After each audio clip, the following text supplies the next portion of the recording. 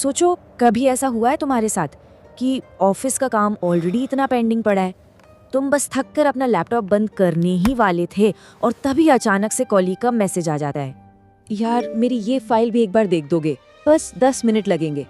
अब दिमाग में तुरंत आता है ना, मेरे पास खुद इतना पेंडिंग काम है, लेकिन पता नहीं कैसे हमारा रिप्लाई चला जाता है, हाँ हाँ भेज दो।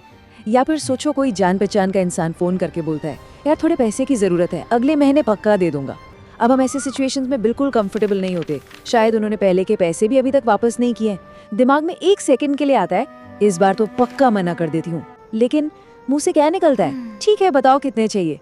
या फिर फैमिली व्हाट्सएप ग्रुप में एक मैसेज आता है, संडे को सब तुम्हारे घर आ रहे हैं। अब सच बताओ दिमाग में उस वक्त क्या चल रहा होता है, यही ना कि संडे को तो मुझे एक्चुअली थोड़ा रेस्ट करना था, लेकिन हम टाइप क्या कर देते हैं, हाँ हाँ बिल्कुल आ जाओ सब। और कभी कभी तो कोई ऐसी बात कह देता है ना जो अंदर से जेन्युइनली हर्ट करती है, पर उस वक्त भी हम मुस्कुराकर बोल देते हैं नहीं नहीं इट्स ओके कोई बात नहीं। फिर जब फोन रख देते हैं या अकेले होते हैं तो बस एक ही थॉट चल रहा होता है दिमाग में, मैंने उस वक्त बोल क्यों नहीं दिया, मना क्यों नहीं किया। और पता है इसमें सबसे इंटरेस्टिंग बात क्या है, हमें एक्चुअली पता होता है कि हम नो बोलना चाहते थे, फिर भी हमारे मुंह से यस निकल जाता है। और अगर ये तुम्हारे साथ बार बार हो रहा है ना, तो ट्रस्ट मी, प्रॉब्लम सिर्फ ये नहीं है कि हम नो नहीं बोल पाते, शायद प्रॉब्लम ये है कि किसी और को डिसअपॉइंट करना खुद को डिसअपॉइंट करने से कहीं ज्यादा अनकंफर्टेबल लगता है हमें। और धीरे धीरे क्या होता है, सबकी फीलिंग्स समझते समझते, सबको खुश रखते रखते हम अपनी खुद की फीलिंग्स सुनना ही कम कर देते हैं।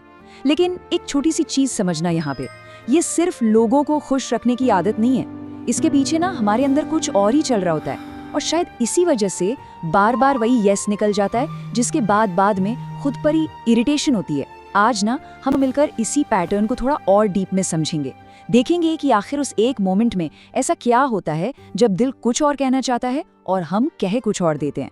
और सबसे इम्पोर्टेंट बात, अगली बार जब दिल में नो होना तो उसे बिना किसी अननेसेसरी गिल्ट के, बिना रूड लगे बाहर कैसे लाना है ये भी समझेंगे। वैसे इसका मतलब ये बिल्कुल नहीं है कि अगर हम किसी की हेल्प करते हैं, उनके लिए अवेलेबल रहते हैं या कभी कभी अपनी कन्वीनियंस उनके लिए एडजस्ट कर लेते हैं तो हम लोग पीपल प्लीजर है। नहीं, हर बार हाँ बोलना कोई प्रॉब्लम नहीं है। प्रॉब्लम तो तब है जब अंदर से आवाज नो की हो, लेकिन सामने वाले के रिएक्शन के डर से हम कुछ और ही कर देते हैं। एग्जाम्पल के लिए सोचो, मीटिंग में तुम किसी कॉलीग की बात से अग्री नहीं करते, तुम्हें लगता है कि बोलना जरूरी है, लेकिन दिमाग में एक डर आता है कहीं मैं डिफिकल्ट पर्सन ना लगूं सबको, तो हम अपनी बात वहीं अंदर दबा देते हैं। या फिर किसी ग्रुप प्रोजेक्ट में तुमने पूरा काम अकेले संभाला, लेकिन प्रेजेंटेशन के वक्त कोई और भी आकर अपना नाम ऐड करवा लेता है, अंदर से लगता है ना ये फेयर नहीं है, मुझे बोलना चाहिए। फिर एक थॉट आता है, छोड़ो यार फालतू में ऑकवर्ड हो जाएगा। या सोचो वीकेंड पर एक्चुअली घर पर रहकर बस आराम करना है, लेकिन फ्रेंड्स का प्लान मना करते हुए लगता है वो लोग बुरा मान जाएंगे, तो हम थक कर फिर से हाँ बोल देते हैं। देखो सिचुएशंस बिल्कुल अलग हैं, मीटिंग, क्रेडिट, फ्रेंड्स, लेकिन हमारे अंदर कुछ एक जैसा ही हो रहा है। हम अपनी प्रेफरेंस से पहले सामने वाले की पॉसिबल रिएक्शन को कंसिडर कर रहे हैं। और बस यहीं पर काइंडनेस और पीपल प्लीजिंग के बीच का डिफरेंस आता है।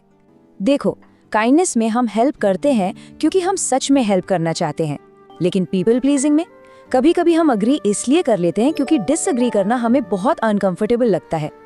बाहर से देखने में तो दोनों में सिर्फ एक हाँ ही दिखता है, लेकिन उस हाँ के पीछे की वजह अंदर से बिल्कुल अलग हो सकती है। और इंटरेस्टिंग बात पता है क्या है, कभी कभी उस मोमेंट में हमें खुद भी क्लियरली पता नहीं होता कि हमने ये चॉइस क्यों किया, या बस उस अनकंफर्टेबल फीलिंग से बचने के लिए। और यहीं से ये समझना बहुत जरूरी हो जाता है कि ये पैटर्न आखिर हमारे अंदर बनता कैसे है। तो चलो देखते हैं ये शुरू कहाँ से होता है। जरा उस एक मोमेंट को याद करो जब कोई तुमसे कुछ मांगता है। पहला जो लॉजिकल थॉट होता है वो होता है नहीं ये मुझसे नहीं होगा, लेकिन उसी सेकंड हमारे दिमाग में एक और कैलकुलेशन शुरू हो जाती है, अगर मैंने मना किया तो सामने वाला कैसे रिएक्ट करेगा। और कई बार ना ये सेकंड कैलकुलेशन हमारे एक्चुअल डिसीजन से ज्यादा पावरफुल हो जाती है। ऐसा क्यों होता है? क्योंकि देखो हम ह्यूमंस हैं और हमारे लिए दूसरों के साथ कनेक्टेड रहना बहुत इंपॉर्टेंट होता है। रिजेक्शन, एक्सक्लूजन या किसी का डिसअप्रूवल हमारा ब्रेन सिंपली कोई बात नहीं कहकर इग्नोर नहीं कर पाता। और कुछ लोग ना इन रिजेक्शन वाले सिग्नल्स को लेकर थोड़े ज्यादा सेंसिटिव भी होते हैं, इसलिए कभी कभी सामने वाले के डिसअपॉइंटेड होने का सिर्फ थॉट आना ही हमें बहुत अनकंफर्टेबल फील करवा देता है। और फिर हमारा दिमाग क्या चाहता है कि बस ये डिस्कम्फर्ट किसी तरह जल्दी से खत्म हो जाए। इस चीज को ना एक बहुत ही सिंपल एनालॉजी से समझते हैं।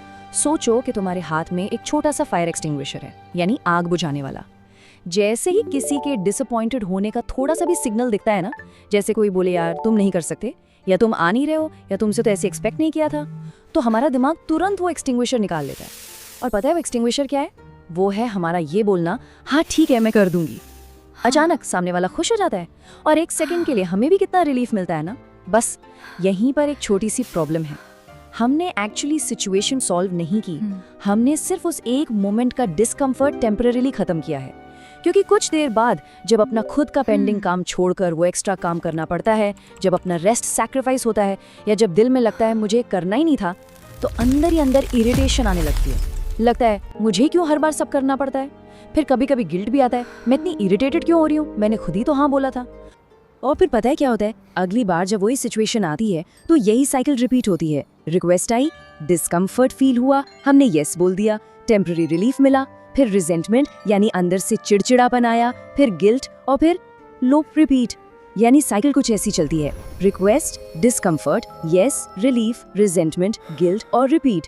और सच कहूँ, शायद इसीलिए पीपल प्लीजिंग को सिर्फ नो बोलना नहीं आता कह देना थोड़ा सा इनकम्प्लीट है। हमें नो बोलना आता है, बस उस नो बोलने के बाद जो फीलिंग आती है ना, जो घबराहट होती है, उसे टॉलरेट करना थोड़ा मुश्किल लगता है। और एक और बात, हर बार जब भी उस डिस्कम्फर्ट से बचने के लिए हम यस बोलते हैं ना, उस यस की एक कीमत होती है। अब बात सिर्फ नो बोलने की नहीं रह गई है, बात ये समझने की है कि उस यस की एक्चुअल कॉस्ट क्या पड़ रही है हमें।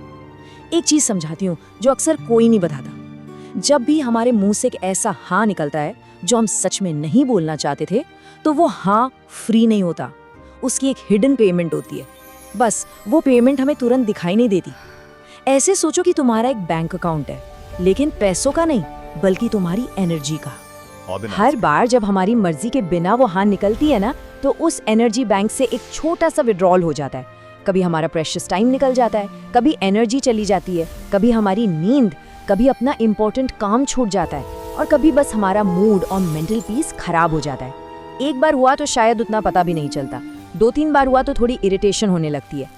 लेकिन सोचो जब ये लगातार महीनों तक चलता रहे, तो एक दिन किसी की एक छोटी सी रिक्वेस्ट भी आती है ना, तो अंदर से झलाहट निकलती है, मुझे क्यों हर बार सब करना पड़ता है।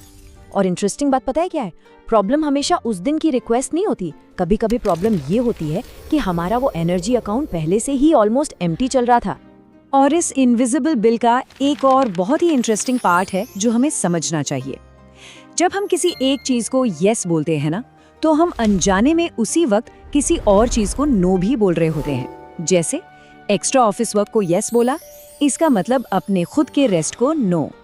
किसी और की प्रायोरिटी को यस, यानी अपने पेंडिंग काम को नो। हर वीकेंड किसी और के प्लान को यस, इसका मतलब अपने खुद के क्वाइट और पीस वाले टाइम को नो। इसलिए मेरी एक बात हमेशा याद रखना, अगली बार जब कोई रिक्वेस्ट आए ना, तो तुरंत सिर्फ ये मत सोचना कि क्या मैं ये कर सकती हूँ। एक सेकंड रुककर खुद से बहुत प्यार से ये भी पूछना, मेरा ये यस आखिर किस चीज को नो बोल रहा है। कभी कभी आंसर होगा कुछ खास नहीं, मैं इजीली मैनेज कर लूंगी।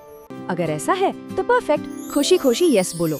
लेकिन कभी आंसर आएगा मेरा रेस्ट, मेरा बहुत इंपॉर्टेंट काम, मेरा मी टाइम, मेरी पीस, तो वहां समझ जाना कि शायद इस यस की कॉस्ट थोड़ी ज्यादा है। क्योंकि देखो, प्रॉब्लम सिर्फ ये नहीं है कि लोग हमसे बहुत कुछ करवा लेते हैं।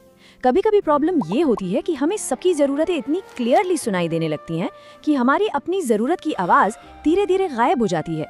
तो अब तक हमने ये समझा कि प्रॉब्लम सिर्फ नो बोलना नहीं है, प्रॉब्लम ये भी है कि कई बार हम सोचने से पहले ही यस बोल देते हैं, सिर्फ उस रिएक्शन वाले डर से। तो आगे से अगली बार जब भी ऐसी कोई सिचुएशन आए ना, तो तुरंत आंसर देने के बजाय हम एक बहुत ही प्यारा सा छोटा सा प्रोसेस यूज कर सकते हैं। इसे हम कहेंगे द डिसीजन सिस्टम, फैसला लेने का तरीका। इसमें 4 छोटे छोटे स्टेप्स हैं। स्टेप 1, द पॉज, यानी रुकना। सबसे पहले हमें तुरंत जवाब देना ही नहीं है, बस एक सिंपल सी लाइन बोलनी है, मैं चेक करके बताती हूँ, या फिर मुझे थोड़ा टाइम दो, मैं कंफर्म करके बताती हूँ। बस इतना सा पॉज लेने से ना, उस रिक्वेस्ट और हमारे रिप्लाई के बीच एक थोड़ा सा गैप बन जाता है, और उस गैप में पहली बार हम प्रेशर में आकर नहीं, बल्कि अपनी चॉइस से सोच सकते हैं। Step 2, the guilt check. अब आराम से खुद से पूछो, अगर मुझे ये गिल्ट नहीं होता कि सामने वाला बुरा मान जाएगा, तो क्या मैं फिर भी यस बोलती? अगर तुम्हारा आंसर हाँ है तो परफेक्टली फाइन, तुम जेन्युइनली करना चाहते हो। लेकिन अगर सामने वाले के रिएक्शन का थॉट हटाते ही तुम्हारा आंसर नो बन जाता है तो समझ जाओ कि तुम्हारी एक्चुअल चॉइस कुछ और ही थी। Step 3, the cost check. वही सवाल जो हमने थोड़ी देर पहले पूछा था, मेरा ये यस आखिर किस चीज को नो बोल रहा है। अगर कॉस्ट छोटी है और तुम उसे विलिंगली एक्सेप्ट कर सकते हो तो बिल्कुल यस बोलो। हर बार नो बोलना हमारा गोल थोड़ी ना है। लेकिन अगर लग रहा है कि इस एक यस के बदले कोई बहुत इंपॉर्टेंट चीज सैक्रिफाइस करनी पड़ेगी तो वहां थोड़ा रुकना वर्थ इट है। और finally step 4, the resentment check. ये एक ऐसा सवाल है जो सरप्राइजिंगली बहुत पावरफुल है। खुद से पूछो, अगर मैं ये कर दूं तो कल इस डिसीजन को याद करके मुझे चिड़चिड़ापन या इरिटेशन होगी? क्योंकि कभी कभी क्या होता है ना, टेक्निकली हम किसी का काम कर सकते हैं, टाइम भी होता है, गिल्ट भी नहीं होता, कॉस्ट भी ठीक लग रही होती है, फिर भी अंदर से पता होता है हाँ बोलूंगी तो बाद में मैं इसी बात पर कूदूंगी या इरिटेट होंगी। ये आखिरी सवाल ये देखने में हेल्प करता है कि हम सिर्फ क्या मैं ये कर सकती हूँ नहीं पूछ रहे, बल्कि क्या मैं इस डिसीजन की कीमत खुशी खुशी दे रही हूँ। और देखो, ये चारों चीजें कोई बड़ी कॉम्प्लिकेटेड एक्सरसाइज नहीं है जो तुम्हें पेन पेपर लेके करनी है। किसी के रिक्वेस्ट करते ही बस माइंड में एक छोटी सी चेकलिस्ट रन करनी है। Pause, guilt check, cost check, resentment check, और फिर जो भी आंसर आए, चाहे येस हो या नो, दोनों बिल्कुल ओके हैं। फर्क सिर्फ इतना होगा कि अब तुम्हारा येस किसी के प्रेशर का ऑटोमेटिक रिएक्शन नहीं होगा, वो तुम्हारी एक कॉन्शियस चॉइस होगी। और अगर सब सोचने के बाद तुम्हारी चॉइस नो है तो अब एक नेक्स्ट चैलेंज आता है कि उसे सामने वाले तक कैसे पहुंचाएं, वो भी बिना रूड लगे और बिना अपने नो को लंबी लंबी एक्सप्लेनेशंस देकर वापस यस में बदले। डिसीजन तो हो गया, अब बारी है उसे वर्ड्स में लेकर आराम से बोलने की। पता है, यहाँ नो बोलते वक्त हम सब एक कॉमन मिस्टेक करते हैं। हम एक छोटा सा क्लियर जवाब देने के बजाय पूरी सफाई पेश करने लगते हैं। एक्चुअली ना, मुझे थोड़ी तबीयत भी ठीक नहीं लग रही और कल से काम भी बहुत है, घर पर भी ये चल रहा है। और जितनी लंबी हमारी एक्सप्लेनेशन होती जाती है ना, उतना ही सामने वाले को और हमें भी लगने लगता है कि जैसे हम अपना डिसीजन बता नहीं रहे बल्कि उनसे परमिशन मांग रहे हैं। इसलिए सबसे पहला ऑप्शन हमेशा सिंपल रखते हैं, अ क्लियर नो। आज मैं ये नहीं कर पाऊंगी। बस ये पोलाइट भी है, क्लियर भी है, और सामने वाले को फालतू में गेस करने की कोई जरूरत नहीं पड़ेगी। अगर शुरू में पूरा नो बोलना थोड़ा डिफिकल्ट लग रहा हो और तुम जेन्युइनली किसी और तरीके से उनकी हेल्प कर सकते हो तो वहाँ काउंटर ऑफर यूज किया जा सकता है। जैसे तुम बोल सकते हो, आज तो पॉसिबल नहीं है लेकिन फ्राइडे को मैं जरूर कर सकती हूँ, या फिर मैं तुम्हारा पूरा काम तो नहीं ले पाऊंगी लेकिन इसका ये वाला छोटा पार्ट मैं कर सकती हूँ। इससे देखो क्या होता है, हम हेल्प करने से पूरी तरह मना नहीं कर रहे, हम बस अपनी कैपेसिटी के हिसाब से डिसाइड कर रहे हैं कि हम कितनी हेल्प एक्चुअली कर सकते हैं। लेकिन ध्यान रखना, ये काउंटर ऑफर भी सिर्फ अपना गिल्ट कम करने के लिए मत देना। अगर कुछ ऑफर नहीं करना है तो एक सिंपल नो भी टोटली इनफ है, ठीक है? और अगर सेम प्रॉब्लम किसी के साथ बार बार आ रही है तो हर बार एक नया एक्सक्यूज ढूंढने के बजाय एक पर्सनल रूल बना लेना और भी यूजफुल होता है। जैसे, मैं 7 बजे के बाद ऑफिस कॉल्स नहीं लेती, या फिर वीकडेज में मैं अपने पर्सनल टाइम के अलावा कोई एक्स्ट्रा कमिटमेंट्स नहीं लेती। अब इससे क्या होता है ना, ये किसी एक इंसान को रिजेक्ट करने जैसा फील नहीं होता, ये तुम्हारा अपने लिए पहले से बना हुआ एक प्यारा सा रूल है। और यहाँ एक छोटी सी बात समझाती हूँ जो आगे चलकर बहुत यूजफुल होगी। प्रेफरेंस और बाउंड्री, ये दोनों सेम चीज नहीं होती हैं। प्रेफरेंस का मतलब होता है मुझे वीकेंड पर काम करना पसंद नहीं है, ये थोड़ी फ्लेक्सिबल होती है। लेकिन बाउंड्री क्या होती है, मैं वीकेंड पर रेगुलर वर्क कमिटमेंट्स एक्सेप्ट नहीं करूंगी। बाउंड्री वो जगह है जहां हमने लविंगली डिसाइड कर लिया है कि देखो यहाँ तक ठीक है, इसके आगे नहीं, यहीं तक ठीक है, इसलिए हर छोटी इनकन्वीनियंस को बाउंड्री बनाने की जरूरत नहीं है। बस उन चीजों पर क्लियर होना जरूरी है जो तुम्हारे लिए जेन्युइनली इंपॉर्टेंट है और तुम्हारी पीस ऑफ माइंड बनाए रखती हैं। और एक और छोटी सी लैंग्वेज शिफ्ट हम याद रख सकते हैं। हमें ना हर बार ऑटोमेटिकली सॉरी बोलने की आदत पड़ जाती है, उसकी ज़रूरत नहीं है। सॉरी मैं नहीं आ पाऊंगी की जगह हम बोल सकते हैं थैंक्स फॉर अंडरस्टैंडिंग। सॉरी आपको वेट करना पड़ा की जगह थैंक्स फॉर वेटिंग। सॉरी तभी बोलना चाहिए जब हमने जेन्युइनली कुछ गलत किया हो। अपनी नॉर्मल नीड्स, अपनी लिमिट्स और अपनी चॉइसेस के लिए हर बार माफ़ी मांगना ज़रूरी नहीं है, राइट? लेकिन देखो, एक प्रॉब्लम अभी भी बाकी है। हमने बहुत ही पोलाइटली नो बोल दिया, पर सामने वाला है कि मान ही नहीं रहा। वो कहते हैं बस इसे एक बार कर दो ना, या तुम तो पहले हमेशा कर देती थी, या फिर इतना सा तो काम है प्लीज़ कर दो। और यहीं से पता चलता है कि एक बाउंड्री ठीक से बोलना और उस बाउंड्री पर मजबूती से टिके रहना, ये दोनों सच में दो अलग अलग स्किल्स हैं। असली टेस्ट बस यहीं से शुरू होता है, क्योंकि बहुत सारी नई एडवाइस सिर्फ नो बोलो के आसपास आकर ख़त्म हो जाती है, लेकिन हमारी रियल लाइफ में असली में उस नो बोलने के बाद एक्चुअल में क्या होता है वही सबसे ज़्यादा इम्पोर्टेंट होता है। क्योंकि ये ज़रूरी तो नहीं ना कि सामने वाला हमारी पहली बार में ही बात मान जाए। अरे बस इस बार कर दो ना, तुम तो पहले ये कर देती थी, इतना सही तो काम है, क्या फ़र्क पड़ता है। ऐसी सिचुएशंस में वही हमारा पुराना पैटर्न दोबारा वापस आ सकता है। हम एक रीज़न बताते हैं, फिर सामने वाला तुरंत उसका जवाब दे देता है, फिर हम उसकी जगह एक और नई एक्सप्लेनेशन देते हैं, और उसके बाद एक और देखते देखते धीरे धीरे हम खुद ही अपने नो के खिलाफ आर्ग्यूमेंट्स देना शुरू कर देते हैं।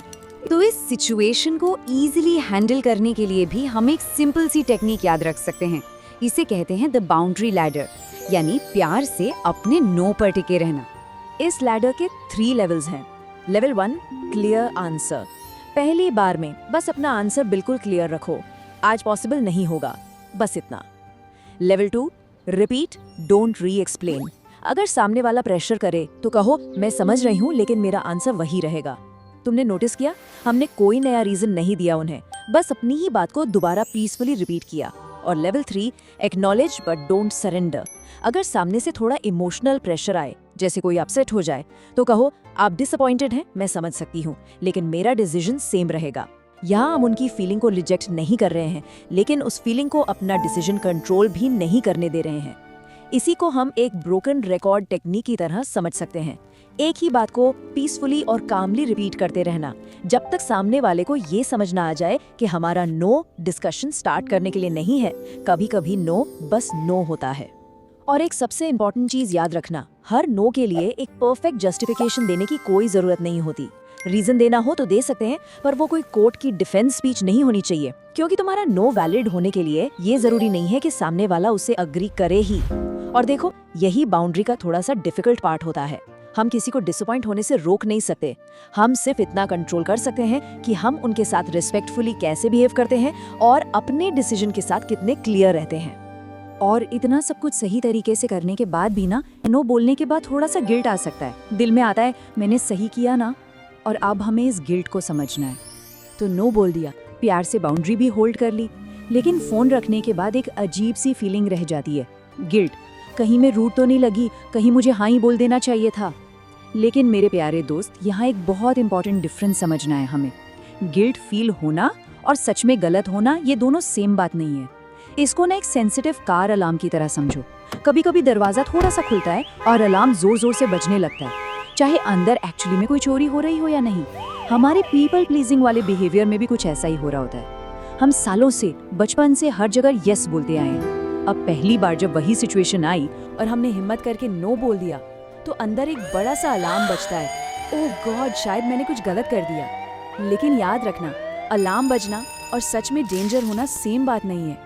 कभी कभी वो अलार्म सिर्फ ये बता रहा होता है कि ये मेरे लिए एक नया एक्सपीरियंस है। और यहीं पे अक्सर लोग घबरा कर अपना नो वापस ले लेते हैं, सिर्फ उस छोटे से गिल्ट को खत्म करने के लिए। लेकिन अगर हम हर बार गिल्ट आते ही अपनी बाउंड्री हटा देंगे ना, तो हमारा माइंड कभी ये सीख ही नहीं पाएगा कि मैं किसी को डिसअपॉइंट कर सकती हूँ और उसके बाद भी मैं बिल्कुल ठीक और सेफ हूँ। और जहाँ तक सामने वाले की रिएक्शन की बात है ना, तो एक बहुत ही प्यारी सी और सिंपल इमेज हमेशा अपने पास याद रखना। हम किसी को अम्ब्रेला दे सकते हैं, पर हम उनके लिए बारिश रोक नहीं सकते। हम अपने वर्ड्स को कंट्रोल कर सकते हैं, अपना बात करने का टोन कंट्रोल कर सकते हैं, अपना खुद का डिसीजन कंट्रोल कर सकते हैं, लेकिन सामने वाला डिसअपॉइंटेड होगा या नहीं, वो हमारे कंट्रोल में कभी था ही नहीं। और पता है, शायद बाउंड्री बनाने का असली पर्पस ये है ही नहीं कि किसी को कभी बुरा ना लगे। असली स्किल और ताकत ये है कि किसी के बुरा मान जाने के बाद भी हम अपने डिसीजन के साथ शांति और सुकून से रह पाएं। और जब ये बात हमें समझ आने लगती है ना, तो नो बोलना सिर्फ एक कम्युनिकेशन स्किल नहीं रह जाता, वो धीरे धीरे हमारे लिए सेल्फ रिस्पेक्ट और सेल्फ केयर की एक बहुत खूबसूरत प्रैक्टिस बनने लगता है। तो देखो, इस वीडियो का मतलब ये बिल्कुल नहीं है कि अब कल से हम किसी की हेल्प करना ही बंद कर दें या हर बात पर बिना सोचे नो बोलना शुरू कर दें। हमारा गोल सेल्फिश बनना बिल्कुल नहीं है। असली गोल बस इतना सा है कि हेल्प करें जब हम जेन्युइनली अंदर से करना चाहते हो, एडजस्ट करें जब दिल से हमें ठीक लगे, लेकिन अब आगे से जो भी हो वो हमारी चॉइस से हो, किसी डर या गिल्ट से नहीं। क्योंकि हमारा गोल ये नहीं होना चाहिए कि कोई हमसे कभी डिसअपॉइंट ना हो। ये प्रैक्टिकली पॉसिबल ही नहीं है। हम किसी के साथ कितने भी अच्छे क्यों ना हो, कभी ना कभी कोई ना कोई डिसीजन उनकी एक्सपेक्टेशन के अगेंस्ट जाएगा ही जाएगा।